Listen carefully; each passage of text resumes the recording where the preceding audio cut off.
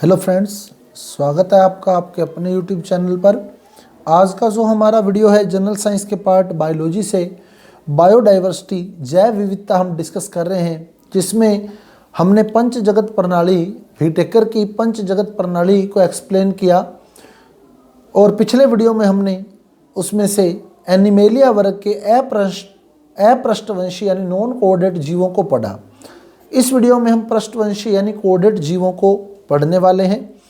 Students, यदि आपने अभी तक हमारे चैनल को सब्सक्राइब नहीं किया है तो सबसे पहले आप हमारे चैनल को सब्सक्राइब कर दें और साथ ही साथ बेल आइकन का बटन भी ऑन कर दें, क्योंकि हमारे यूट्यूब चैनल पर कॉम्पिटिटिव एग्जाम की जनरल साइंस, चाहे वह फिजिक्स हो, चाहे वह केमिस्ट्री हो, चाहे वह बायोलॉजी हो, के वीडियो लगातार अपलोड किए जा रहे हैं। इन वीडियोज़ का आप लोग बेनिफिट ले सकते हैं और अपने कॉम्पिटिटिव एग्जाम में सफलता प्राप्त कर सकते हैं।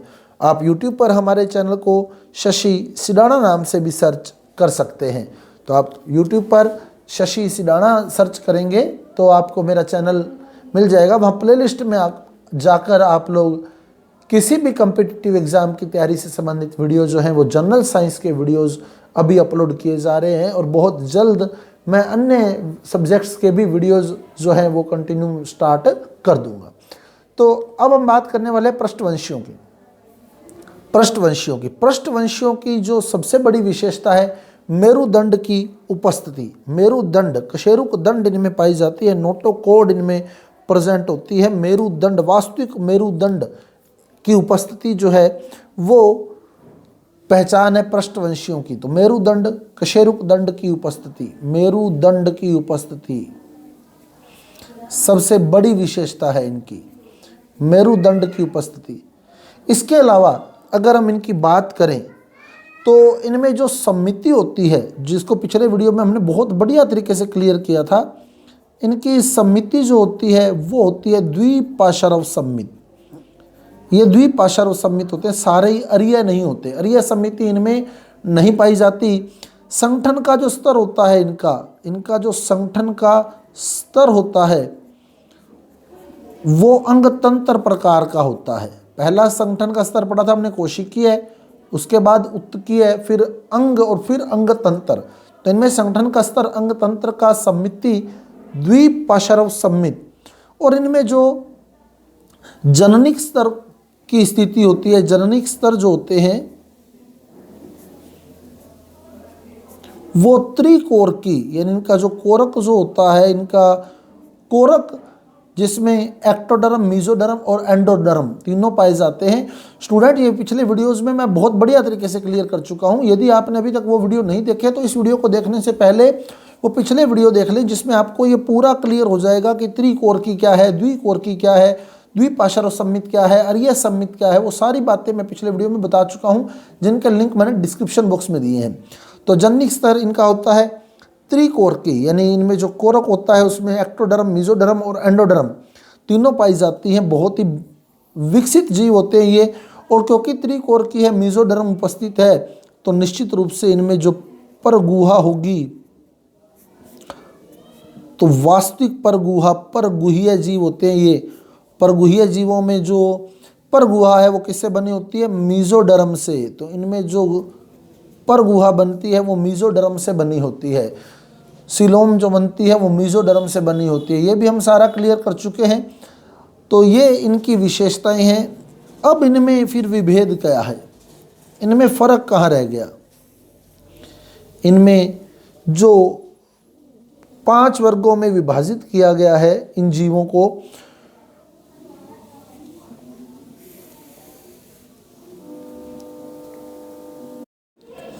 तो 5 वर्गों में इन्हें विभाजित किया गया, जिनकी जो मुख्य स्थिति रही, एक तो इनके आवास में, फिर इनका हृदय जो है किसी का द्विवेशमी है, यानी किसी में 2 वेशम है, कोई त्रिवेशमी है, कोई चतुर्थवेशमी है, 4 वेशमी है, यानी हृदय 4 भागों में बटा हुआ है।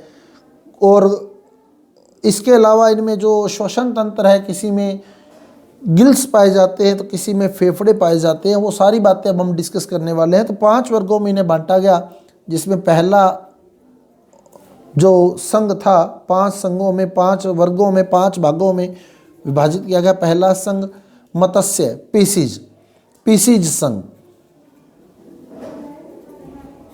पीसीज। दूसरा संघ जो आया वो आया उभयचर, उभयचर एम्फीबिया, एम्फीबियंस रखे गए इसमें, एम्फीबिया। तीसरा जो संघ इसमें आया वो आया सरीसृप रेप्टिलिया, सरीसृप रेप्टिलिया।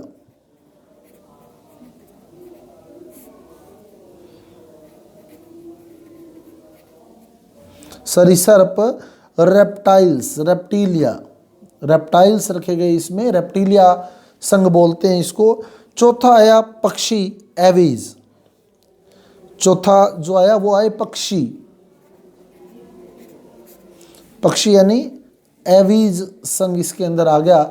और पांचवें आए स्तनधारी मैमल्स, मैमेलिया संघ आ गया। पांचवें आए स्तनधारी,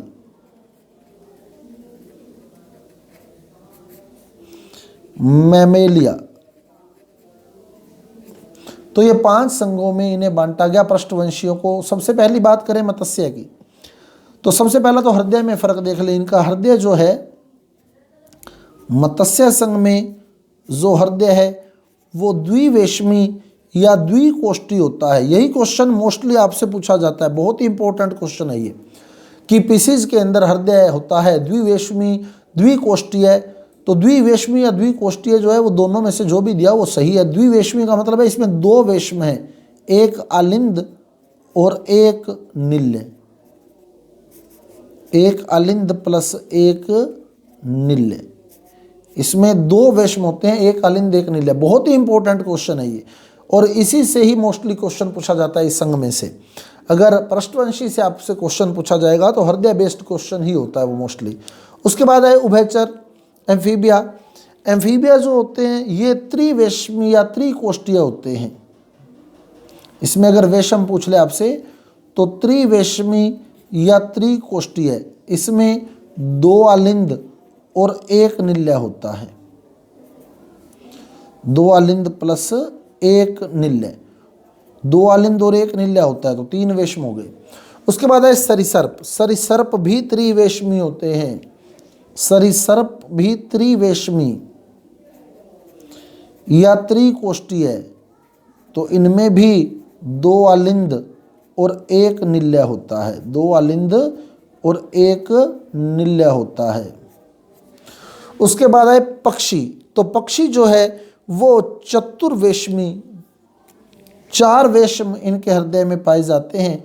पक्षियों में कितने वेश्म हैं? 4 वेश्म, 2 आलिंद 2 निल्य। बहुत ही इंपॉर्टेंट क्वेश्चन है ये, 2 आलिंद और 2 निल्य। और मानव यानी मैमल्स के अंदर भी, मानव आ गए, अन्य पशु आ गए, जैसे गाय है, बकरी है, तो ये सारे मैमल्स के अंदर आते हैं। चमगादड़ भी मैमल्स के अंदर आता है। ये बहुत इंपॉर्टेंट क्वेश्चन है। कई लोग चमगादड़ को प्रश्न जब आता है चमगादड़ किस संघ का, किस वर्ग का जीव है, तो चमगादड़ जो है मैमल्स है। मैमल वो होते हैं जो अपने बच्चों को दूध पिलाते हैं, स्तन ग्रंथियां जिनमें विकसित होती हैं, जो अपने बच्चों को दूध पिलाते हैं। तो चमगादड़ जो होता है वो इसी संघ में आता है, मैमल्स में ही। तो मैमल्स होते हैं वो भी 4 वेशम वाले होते हैं, जिसमें 2 आलिंद और 2 निल्य। सबसे इंपॉर्टेंट क्वेश्चन यही है आपका, 2 आलिंद और 2 निल्य।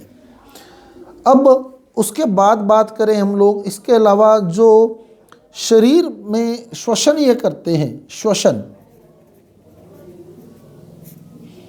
श्वसन, इनमें श्वसन के लिए गिल्स पाए जाते हैं। गिल्स या क्लोम बोलते हैं हम लोग, हिंदी में क्लोम भी कहा जा सकता है। क्लोम या गिल्स पाए जाते हैं, क्लोम या गिल्स पाए जाते हैं। ये जल में घुली हुई ऑक्सीजन का उपयोग श्वसन क्रिया में करते हैं। गिल्स या क्लोम जल में घुली हुई ऑक्सीजन का उपयोग श्वसन क्रिया में करते हैं। उभयचर जो होते हैं, उभयचर मतलब जो दोनों स्थानों पर रह सकता है, तो इसकी विशेषता होती है कि इनमें क्लोम भी होते हैं श्वसन के लिए, त्वचा द्वारा भी ये श्वसन करते हैं, और फेफड़े भी इनमें विकसित होते हैं, फेफड़े भी होते हैं इनमें। तो क्लोम, त्वचा और फेफड़ों द्वारा श्वसन होता है उभयचर के अंदर, क्लोम द्वारा, त्वचा द्वारा और फेफड़ों के द्वारा। फिर आगे फेफड़े ही हैं, इनमें भी फेफड़े हैं। रेप्टिलिया में, रेप्टाइल्स में भी फेफड़े पाए जाते हैं श्वसन के लिए। और एविज में भी फेफड़े हैं और मैमल्स में भी फेफड़े हैं।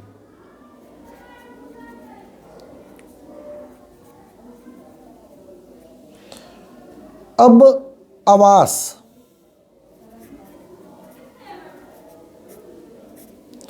आवास अगर देखें तो इनका आवास जो है वो जलीय है। पीसी जो है वो जल में पाए जाने वाले जीव हैं, इसीलिए इनका जो शरीर होता है, इनका जो शरीर होता है वो धारा रेखीय होता है, आगे से नुकीला होता है ताकि वो जल को आसानी से काट सके और ये बहुत आराम से आगे बढ़ सके। क्लियर। और इनकी त्वचा पर शलकें पाई जाती है, इनकी त्वचा पर शलकें पाई जाती हैं, त्वचा पर शलकों की उपस्थिति होती है और त्वचा जो होती है वो शलकों से आवृत रहती है और शरीर जो होता है वो धारा रेखीय होता है। उभयचर में जो जल और स्थल दोनों पर पाए जाते हैं, ये जल प्लस स्थल दोनों पर उपस्थित होते हैं ये, और इनमें शलकें नहीं होती, त्वचा पर शलकें अनुपस्थित होती हैं, शलकें अनुपस्थित होती हैं। उसके बाद रेप्टाइल्स, रेप्टाइल्स की बात करें तो इनका शरीर भी शलकों से आवृत होता है। खोल बोलते हैं अपने कि सांप जो है वो आपने देखा होगा कि जो अपनी बॉडी का ऊपर वाला आवरण है वो त्याग देता है, तो इनकी त्वचा भी एक विशेष प्रकार के आवरण से ढकी रहती है और इनमें विशेषता होती है कि ये रेंग कर गमन करते हैं और स्थल पर रहते हैं,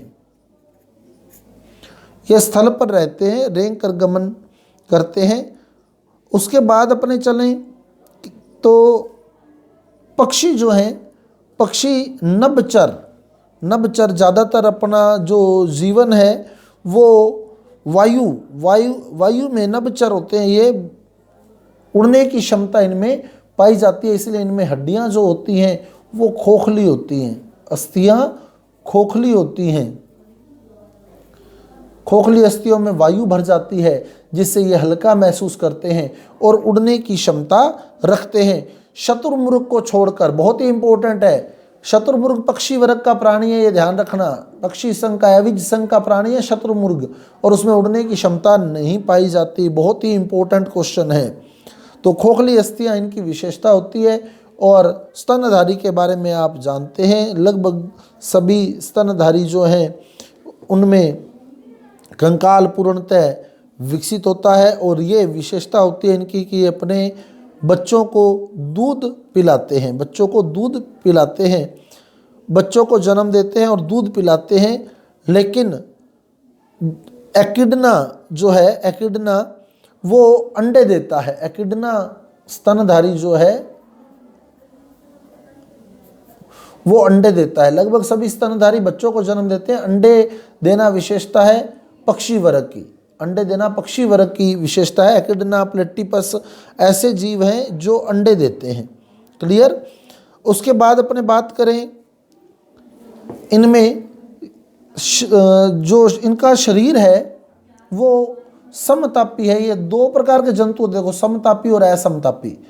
ये वाले असमतापी हैं, असमतापी, असमतापी, असमतापी। और ये जो दो हैं लास्ट वाले वो समतापी हैं, वो समतापी जीव हैं। समतापी जीव यानी जिनके शरीर का ताप जो है वो समान बना रहता है, समतापी जीव कहलाते हैं। जिनके शरीर का ताप समान बना रहता है वो समतापी जीव कहलाते हैं। तो समतापी में ध्यान रखना, पक्षी और स्तनधारी ही जो है वो समतापी में रखे गए हैं, बाकी सारे असमतापी जीव हैं। अब बात करें एग्जाम्पल्स की तो मत्स्य में आपके पास मछलियां आ जाएंगी, जैसे रोहू मछली है, कुत्ता मछली है, स्कोलियोडोन।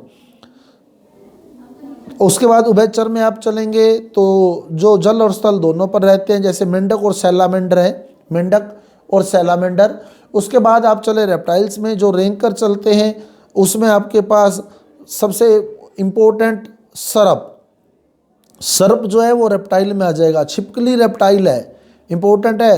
कछुआ रेप्टाइल है, कछुआ रेप्टाइल है, और सबसे इंपॉर्टेंट मगरमच्छ, मगरमच्छ भी रेप्टाइल के अंदर रखा गया है।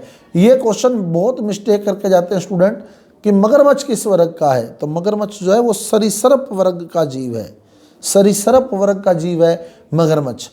उसके बाद चले पक्षियों पे, तो पक्षियों में आपके पास जो उड़ने वाले हैं वो आ जाएंगे सारे, जैसे चील है, तोता है, मोर है, और इनमें सबसे इंपॉर्टेंट है शतुरमुर्ग। शतुरमुर्ग पक्षी है जो उड़ने की क्षमता नहीं रखता, शतुरमुर्ग पक्षी है जो उड़ने की क्षमता नहीं रखता। उसके बाद आ जाएंगे स्तनधारी। स्तनधारी वे जीव हैं जो ज़्यादातर बच्चों को जन्म देते हैं और अपने बच्चों को दूध पिलाते हैं। इनमें स्तन ग्रंथियाँ पूर्ण रूप से विकसित होती हैं, दुग्ध ग्रंथियाँ इनमें पूर्ण रूप से विकसित होती हैं, और इनमें जहाँ उदाहरण में मिस्टेक होने की संभावना है वो है चमगादड़। चमगादड़ ध्यान रखना स्तनधारी है। मगरमच्छ सरीसृप में रखा गया है, शतुरमुर्ग पक्षी में है, और चमगादड़ जो है वो स्तनधारी है। ये 3 एग्जाम्पल ध्यान रखना। उसके अलावा ज़्यादातर प्रश्न हृदय से, श्वसन से, ये ज़्यादातर दोनों में से क्वेश्चन आ सकता है कि जो उभयचर हैं वो किसके द्वारा श्वसन करते हैं, तो वो क्लोम भी पाए जाते हैं, त्वचा भी और फेफड़े भी। तो स्टूडेंट्स, ये था हमारा आज का वीडियो। यदि आपको हमारा वीडियो अच्छा लगा है, समझ आया है, तो कृपया हमारे वीडियो को लाइक कीजिए, शेयर कीजिए और हमारे चैनल को सब्सक्राइब कीजिए। मिलते हैं अगले वीडियो के साथ। धन्यवाद।